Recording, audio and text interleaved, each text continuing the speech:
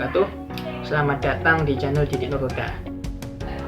Mungkin kalian lihat di sini baju saya mirip yang video energi potensial listrik. Ya memang. Jadi videonya di sini akan saya bagi dua. Tadi untuk yang energi potensial listrik silahkan cek di sini ya. Atau di deskripsi juga ada, nanti saya berikan. Nah, untuk video kali ini saya akan melanjutkan tentang potensial listrik. Jadi ini masih kaitannya dengan energi potensial listrik. Cuma sekarang jangan bingung nanti bedakan antara energi potensial listrik dengan potensial listrik. Oke, simak baik-baik video kali ini. Mari kita mulai. Oke, potensial listrik. Kita mulai dari definisi beda potensial. Apa itu beda potensial? Itu didefinisikan sebagai perubahan energi potensial dibagi dengan muatan uji Q0. Nah, makanya di sini masih ada kaitannya dengan energi potensial listrik. Ini sini nih. Jadi kita mulai dari istilah beda potensial. Didefinisikan sebagai perubahan energi potensial, ya potensialnya potensial listrik ya, dibagi dengan muatan uji Q0. Atau di sini tulisannya delta U per Q0. Ingat kembali delta U apa delta U yang video sebelumnya, di mana delta U itu sama dengan minus Q0 integral E dot ds. Nah, tinggal bagi tuh Q0, kan dibagi dengan Q0, makanya Q0 nya di situ hilang, tinggal sisanya minus integral AB E dot ds. Ya, ingat, ini integral apa nih? Integral lintasan. Ya, mungkin bagi mahasiswa saya nggak perlu mikir apa itu integral lintasan, nggak usah dipikirin. Tapi jika yang penonton video ini adalah mahasiswa fisika ataupun MIPA, nah ini cukup penting, ini integral lintasan ataupun matematik ini mesti akan ada ini. Oke, sehingga di sini akan ada hubungan energi potensial dengan potensial listrik dapat ditulis sebagai seperti itu.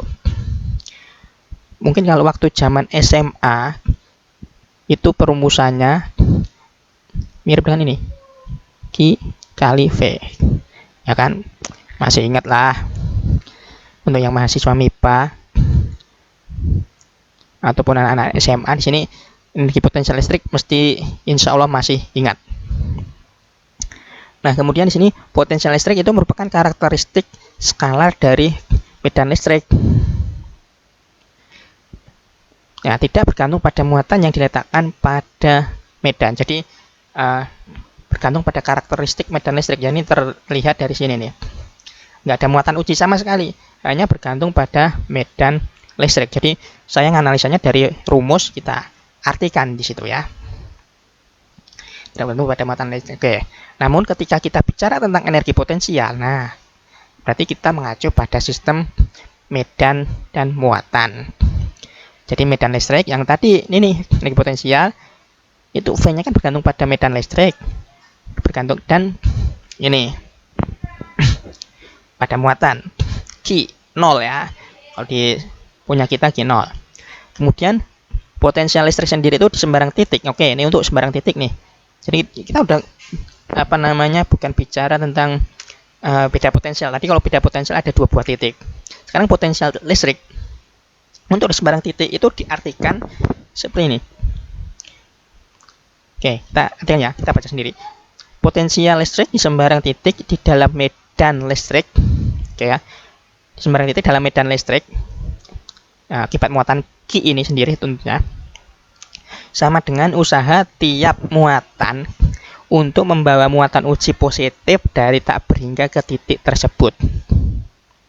Oke, misalkan di sini ada posisi muatan uji, nih muatan uji positif pula ya, muatan uji positif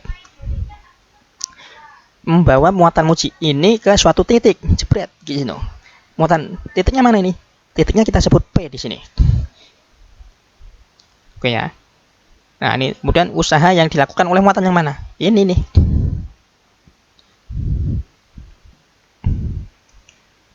Nah, oke. Gampangannya seperti itu. Kemudian kita integralkan VP jadi min infinite sampai P minus ya E dot ds. E-nya masih ingat dari video sebelumnya. Ada kaki per R kuadrat. Kalikan dr. Nah, hasilnya juga mirip. Sehingga dari sini muncullah perumusan zaman SMA, di mana energi potensial listrik Itu rumusnya ini, kaki per R. Kemudian satuan, untuk satuannya sendiri energi potensial listrik itu adalah satuannya volt. Jadi antara beda potensial listrik itu sama, satuannya volt. Dimana definisi yang lain adalah joule per coulomb. Nah sekarang jika ada beberapa muatan, maka potensial listrik di titik P itu merupakan jumlahan dari masing-masingnya.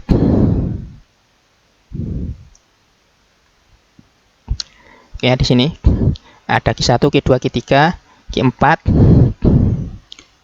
Wah, ini gambarnya kurang ya, maaf. Bentar. Ini plus. Nah, Q1, Q2, Q3, Q4. Ini Q4-nya tandanya minus ini. Oke, sehingga V di titik P itu merupakan jumlahan masing-masing dari potensial listrik muatan masing-masing. Oke, jadi potensial di titik P itu merupakan jumlahan potensial listrik masing-masing muatan. Oke.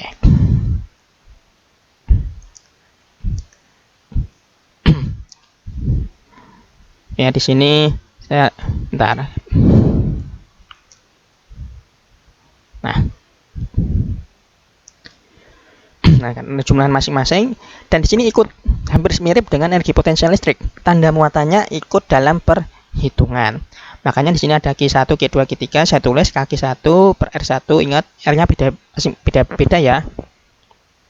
Q2 juga sama, Q3-nya sama, muatannya positif, dan untuk Q4, nah di sini nih minus. Ini mungkin tulisan aslinya belum seperti ini.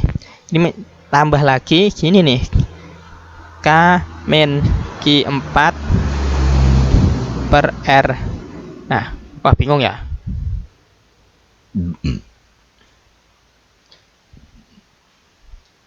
Oke.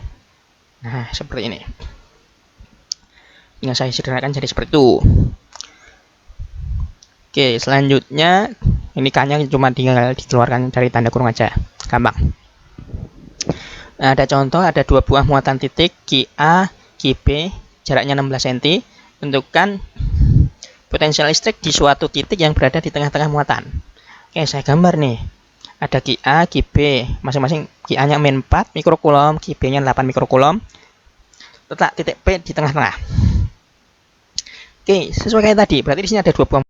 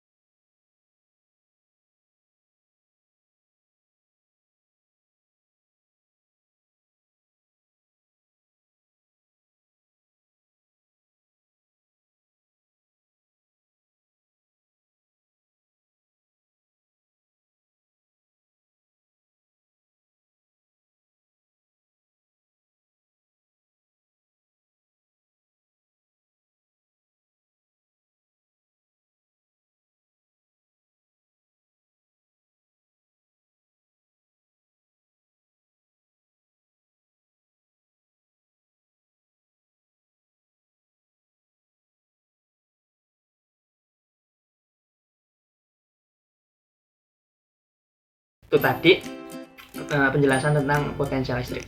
Jika ada pertanyaan silahkan sampaikan di kolom komentar atau ke email saya ataupun WA saya, silahkan. Oke, terima kasih. Sampai jumpa di video selanjutnya. Wassalamualaikum warahmatullahi wabarakatuh.